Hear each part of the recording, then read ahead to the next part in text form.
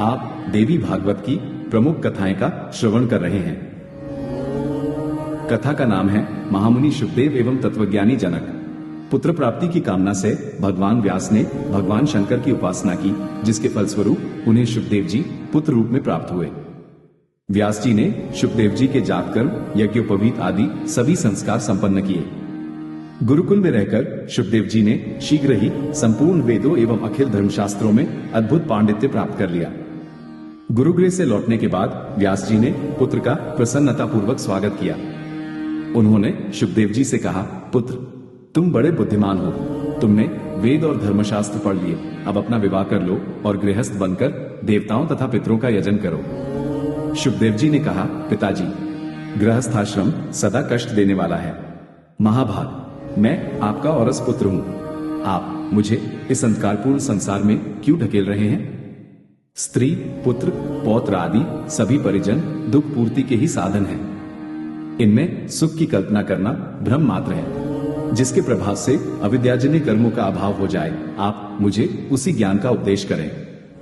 व्यास जी ने कहा, पुत्र, तुम बड़े भाग्यशाली हो, मैंने देवी भागवत की रचना की है, तुम इसका अध्ययन करो। सर्वप्रथम आदि श्लोक में इस पुराण का ज्ञान भगवती पराशक्ति ने भगवान विष्णु को देते हुए कहा है, ये सारा जगत मैं ही हूँ, मेरे सिवा दूसरी कोई अविनाशी वस्तु है ही नहीं। भगवान विष्णु से ये ज्ञान ब्रह्मा जी को मिला और ब्रह्मा जी ने इसे नारद जी को बताया तथा नारद जी से ये मुझे प्राप्त हुआ। फिर मैंने इसकी 12 स्कंधों में व्याख्या की। महाभाग, तुम इस वेद तुल्य देवी भागवत का अध्ययन करो, इससे तुम संसार में रहते हुए माया से अप्रभावित रहोगे। व्यास जी के उपदेश के बाद भी जब शुकदेव जी को शांति नहीं मिली, तब उन्होंने कहा, बेटा, तुम जनक जी के पास मिथिलापुरी में जाओ, वे जीवन मुक्त ब्रह्मज्ञानी हैं, वहां तुम्हारा अज्ञान दूर हो जाएगा। तदनंतर तुम यहां लौट आना और सुखपूर्वक मेरे आश्रम में निवास करना। व्यास जी के आदेश से शुकदेव जी मिथिला पहुंचे। वहां द्वारपाल ने उन्हें रोक दिया, तब काठ की भांति मुनि वहीं खड़े हो गए।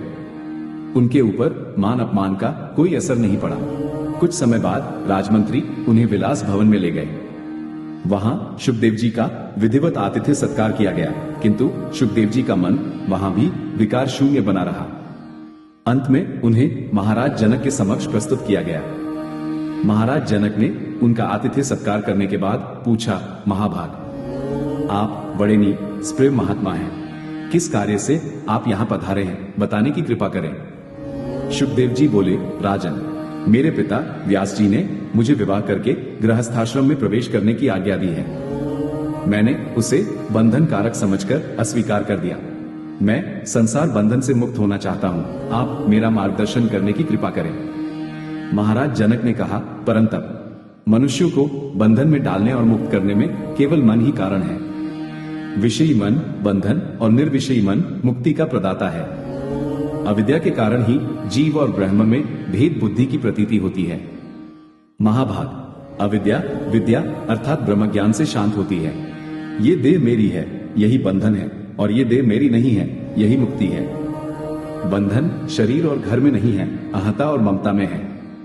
जनक जी के उपदेश से शुकदेव जी की सारी शंकाएं नष्ट हो गई। वे पिता के आश्रम में लौट आए। फिर उन्होंने पितरों की सुंदरी कन्या पीवरी से विवाह करके गृहस्थाश्रम के नियमों का पालन किया।